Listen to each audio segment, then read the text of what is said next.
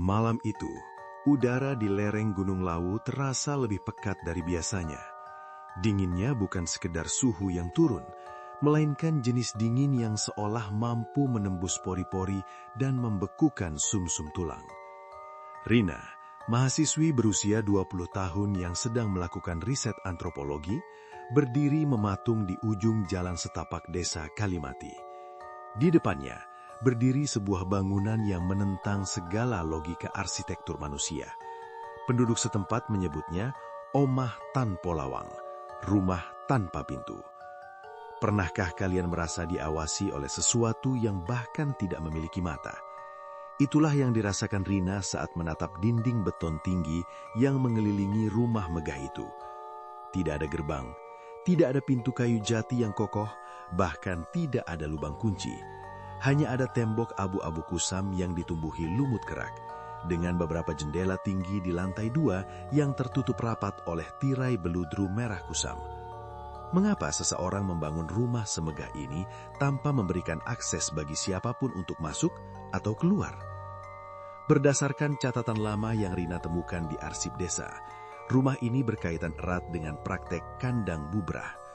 Bagi kalian yang akrab dengan mitos pesugihan Jawa, kandang bubrah adalah ritual di mana pelakunya diwajibkan untuk terus-menerus merenovasi rumah mereka agar kekayaan tetap mengalir. Namun di rumah ini, ritual itu nampaknya telah berbelok menjadi sesuatu yang jauh lebih gelap. Konon, pemiliknya, seorang saudagar kaya bernama Mbah Wiryo, membuat perjanjian agar hartanya tidak pernah habis, dengan syarat rumahnya tidak boleh memiliki pintu keluar bagi siapapun yang telah masuk ke dalam lingkaran gaibnya. Rina mendekat, langkah kakinya gemerisik di atas daun-daun kering.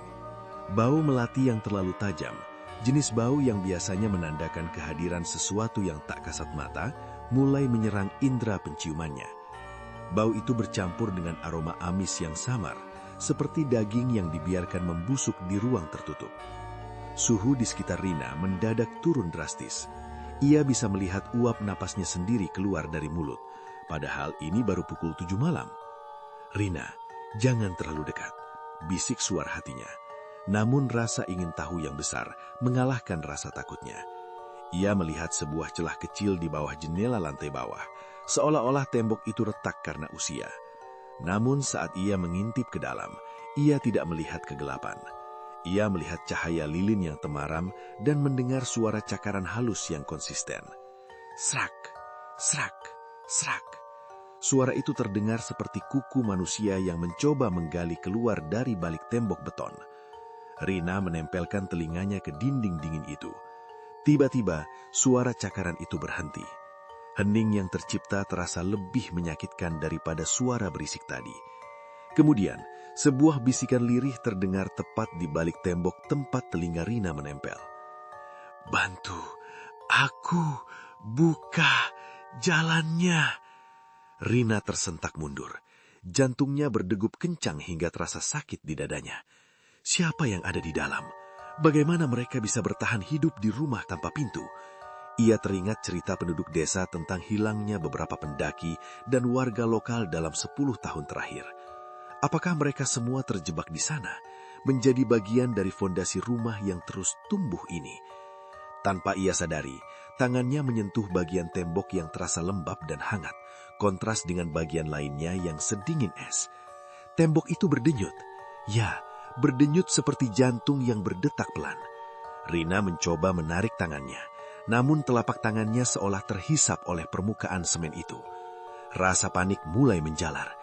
Ia mencoba berteriak, tapi suaranya tercekak di tenggorokan, seolah-olah udara di sekitarnya telah berubah menjadi cairan kental yang menyumbat jalan napas.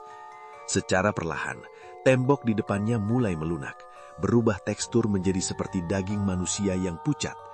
Rina melihat bayangan wajah-wajah yang terdistorsi muncul dari balik permukaan tembok, mencoba menembus keluar.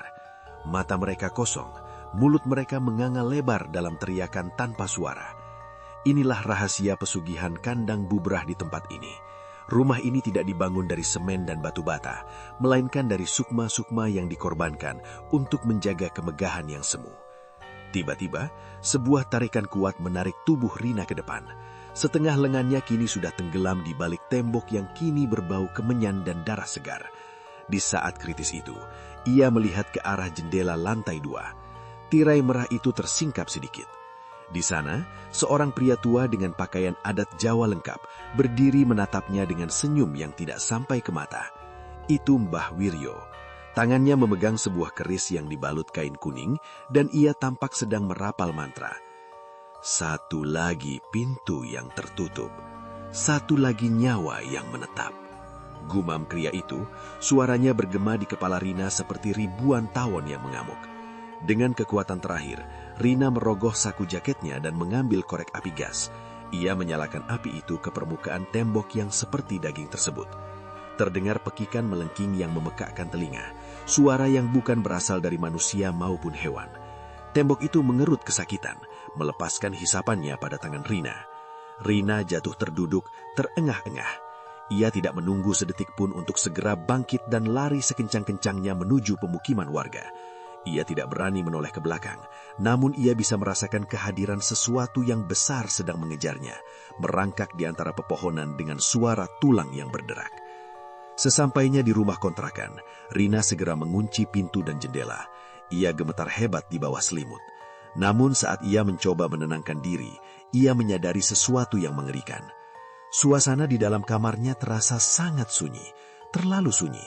Ia bangkit untuk memeriksa pintu keluar, namun jantungnya seolah berhenti berdetak. Di mana pintu kamarnya tadi berada, kini hanya ada tembok beton abu-abu yang rata.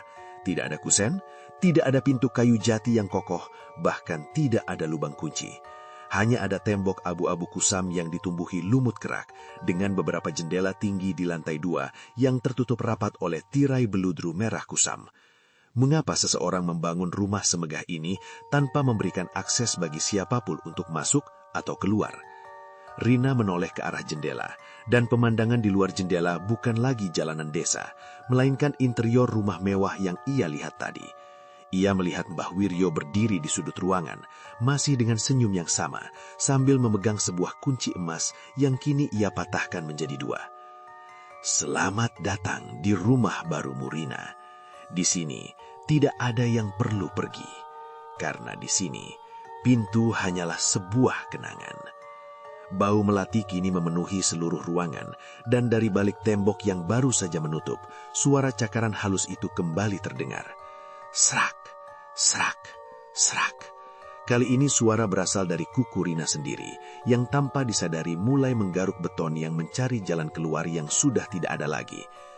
Apakah kalian yakin pintu di belakang kalian masih ada saat ini? Ikuti terus cerita lainnya, hanya di Mistik Nusa.